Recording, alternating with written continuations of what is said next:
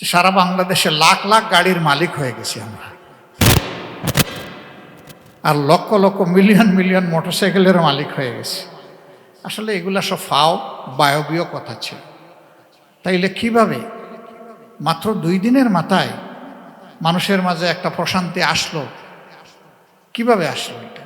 মানুষ যখন দেখেছে যে সরকারি দলের পাশাপাশি বিরোধী দলও সিরিয়াস এই সমস্যাটা নিয়ে, তখন মানুষের মনে একটা আস্থা এসেছে, চোররা আর তেল চুরি করতে পারবে না, তেল ডাকাতরা আর ডাকাতি করতে পারবে না, অবৈধ মজুদদাররা আর মজুদ করতে পারবে না, যারা প্রাইস টেম্পারিং করে দাম বাড়ায় তারা আর পারবে না। মানুষের মধ্যে আস্থা যখন ফিরে এসেছে, অটোমেটিক্যালি এই সমস্যার সমাধান হয়ে গেছে। এই ঘটনাটা কি বার্তা দিচ্ছে দেশবাসীকে?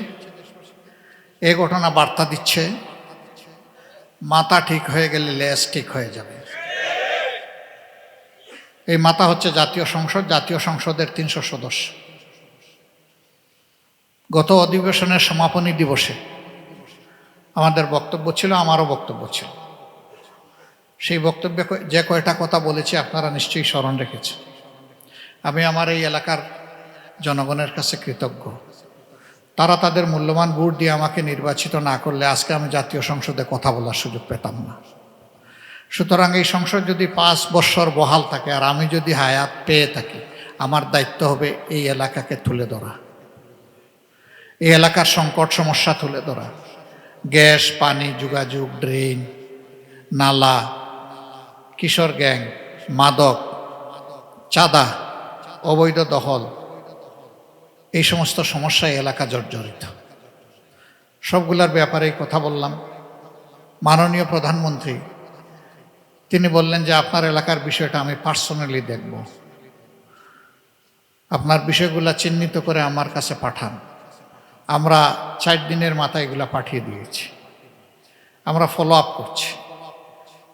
পানির সংকটের অবস্থা এমন ছিল, 2-1 জায়গায় যখন গিয়েছি ওই সময় তারা বলেছেন আমাদের আর কিছুর দরকার নাই, কারবালায় আমাদের জিহ্বা শুকায় গেছে, একটু পানি দেন, আমাদের জিহ্বায় পানি দেন। কিনা পানি দিয়ে পেশাব, পায়খানা, গোসল, রান্না বান্না, খাওয়া, এগুলা কি সম্ভব? অসম্ভব ব্যাপার।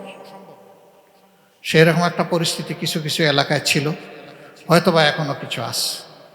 এর মধ্যে আমরা ওয়াসার সমস্ত ইঞ্জিনিয়ারদেরকে নিয়ে বসে আমরা কথা বলেছি। বিভিন্ন জায়গায়, যে সমস্ত জায়গায় সংকট খুব তীব্র, সেই এলাকার প্রতিনিধিদের সরাসরি কথা আমরা সেখানে শোনার জন্য তাদেরকে বাধ্য করেছি। এরপরে তাদেরকে অনুরোধ করেছি দ্রুততম সময়ের মধ্যে এই সমস্যাগুলো নিরসন করার। আমরা লেগে আছি, আপনারা দোয়া করবেন।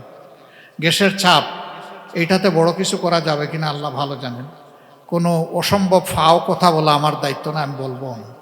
এ সংকট সারা বাংলাদেশ। গ্যাসের পরিমাণ ধীরে ধীরে কমে আসছে, নতুন গ্যাস ফিল্ডের সন্ধান করা হচ্ছে না এবং গ্যাস উত্তোলনের কোনো উদ্যোগ নেওয়া হচ্ছে না। ওইটুকু না নেওয়া পর্যন্ত অব্যাহত বাড়তি এই চাহিদা পূরণ করা বর্তমান গ্যাসের সরবরাহ দিয়ে প্রায় অসম্ভব।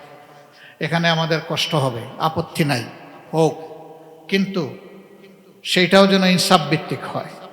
এলপি গ্যাসের দাম 600-700 টাকা বাড়াইয়ে দিয়া 50 টাকা কমানো, এটা জাতির সাথে তামসা বলে আমরা মনে করি। আবার ইদানিং দেখেছেন, তাকে নির্বাচিত হয়েছে সেই এলাকার জনগণের প্রতিনিধিত্ব করে, তাদের কাছে আমাদের জবাবদিহি আছে। কথা আমাদেরকে বলতে হবে, সংকট নিরসনে আমাদেরকে কাজ করতে হবে।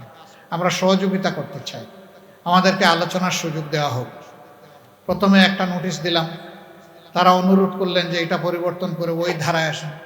গেলাম, ওই ধারায় গিয়ে আধা ঘন্টার জায়গায় 1.25 ঘন্টা আলোচনা হলো।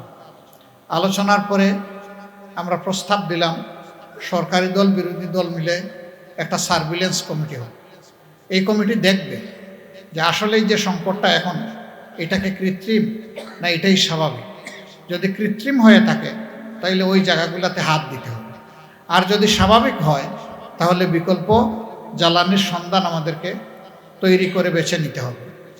আলহামদুলিল্লাহ, প্রধানমন্ত্রী পরের দিন এসে বললেন যে আমরা একমত, আমরা আমাদের পক্ষ থেকে 5 জনের নাম প্রস্তাব করছি বলে তিনি 5 জনের নাম প্রস্তাব করলেন।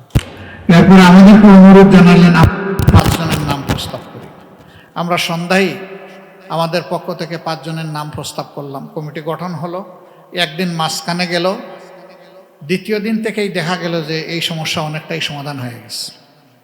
এখন সরকারি দলের বন্ধুরা বলতে লাগলেন যে জামাত এটা কৃত্রিমভাবে এই সংকট তৈরি করেছিল, কেউ কেউ এটা বলতে লাগলেন। তারা গাড়ি মালিকদেরকে, চালকদেরকে সেখানে পাঠিয়ে দিয়েছে, মোটরসাইকেল সেখানে পাঠিয়ে দিয়েছে।